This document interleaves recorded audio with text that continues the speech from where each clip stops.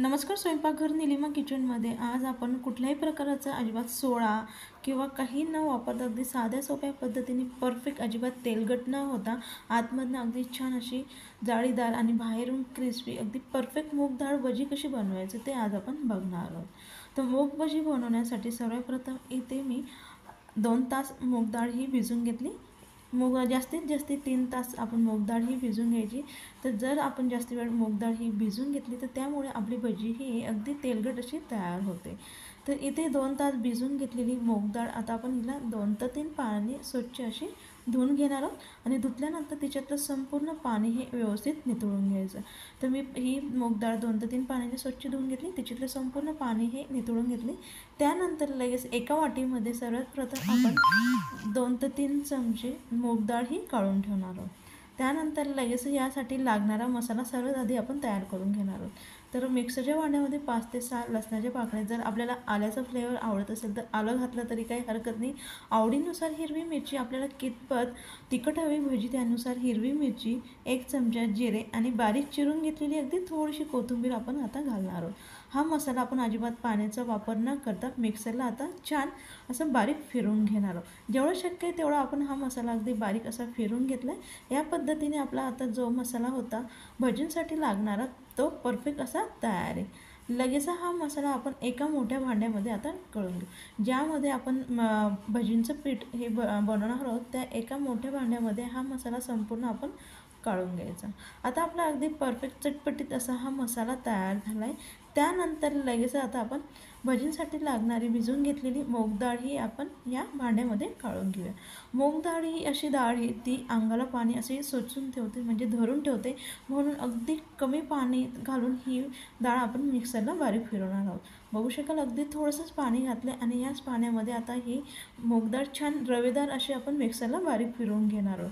तर ह्या पद्धतीने आपण मिक्सरला ही बारीक फिरवून द्यायची. अगदी परफेक्ट असे आपलं जे बॅटर पाहिजे असतं आपल्या भाजींसाठी अगदी परफेक्ट असं बॅटर हे तयार आहे. अजिबात जास्ती घट्ट देखील नाही आणि अगदी पातळ देखील नाही. जर पाणी आपलं जास्ती झालं समजा तर त्यावेळेस आपण थोडंसं मग आपल्याला बेसन पीठ हे टाकून घ्यावं लागतं.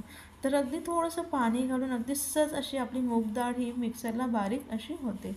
तर आपण आता ही मूग डाळ अशी दळून घेतली. याच पद्धतीने संपूर्ण डाळ आता आपण मिक्सरला बारीक फिरवून घेऊया.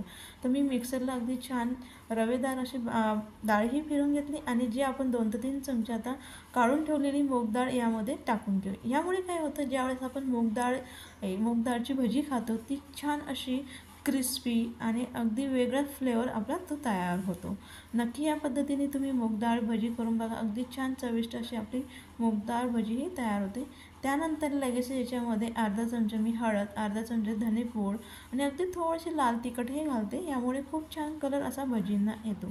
तर आता हे संपूर्ण मसाले घातल्यानंतर याच्यामध्ये चवीनुसार मीठ आणि पुन्हा आपण आणखी थोडीशी बारीक चिरून घेतलेली कोथिंबीर घालून घेणार.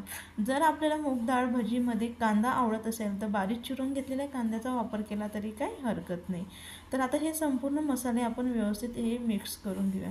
हे संपूर्ण इन्ग्रेडियंट्स आपण व्यवस्थित मिक्स करून घेतले.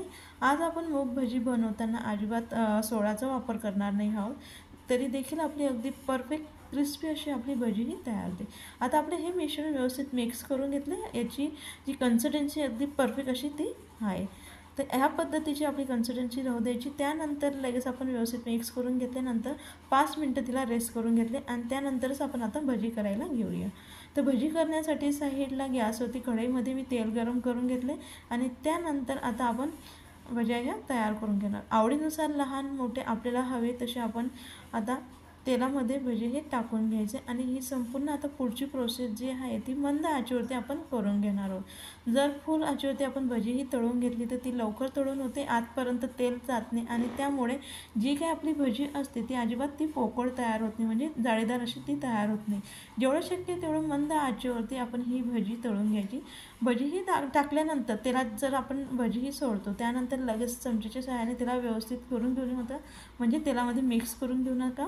1 ते 2 मिनिटभर तिला छान खालून फ्राय होऊ द्यायची आणि त्यानंतरच आपण चमच्याच्या सहाय्याने त्याला हालून वरची साईड खाली करून आता दोघेही साईडने आपण आता छान मंद आचेवरती हलकासा ब्राऊन कलर येईपर्यंत आता हिला तळून घेणार आहोत। नक्की तुम्ही या पद्धतीने मूग भजीही करून बघा। अगदी छान बाहेरून क्रिस्पी आतमधनं छान जाळीदार अशी आपली भजी तयार होते।